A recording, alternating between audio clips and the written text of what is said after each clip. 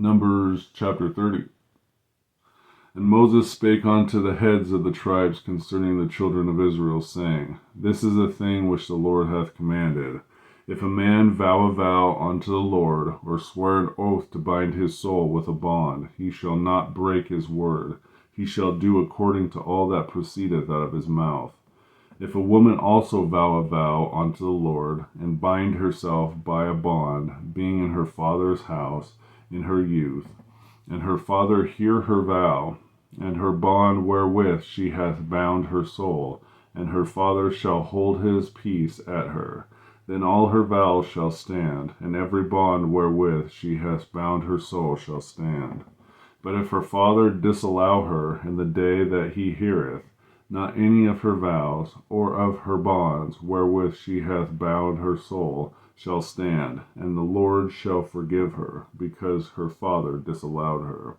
And if she had at all an husband, when she vowed, or uttered aught out of her lips, wherewith she bound her soul, her husband heard it, and held his peace at her in the day that he heard it, then her vow shall stand, and her bonds wherewith she bound her soul shall stand.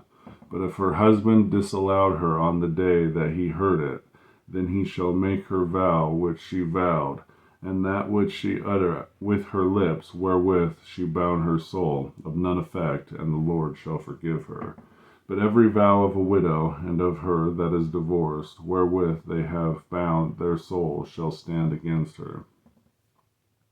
And if she vowed in her husband's house, or bound her soul by a bond with an oath, and her husband heard it, and held his peace at her, and disallowed her not, then all her vows shall stand, and every bond wherewith she bound her soul shall stand. But if her husband hath utterly made them void on the day he heard them, then whatsoever proceedeth out of her lips concerning her vows, or concerning the bond of her soul, shall not stand. Her husband hath made them void, and the Lord shall forgive her. Every vow and every binding oath to afflict the soul, her husband may establish it, or her husband may make it void. But if her husband altogether hold his peace at her from day to day, then he establish all her vows, or all her bonds, which are upon her. He confirmeth them, because he held his peace at her in the day that he heard them. But if he shall anyways make them void after that he hath heard them, then he shall bear her iniquity.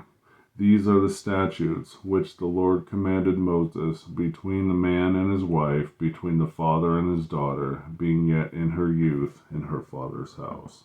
Numbers chapter 30.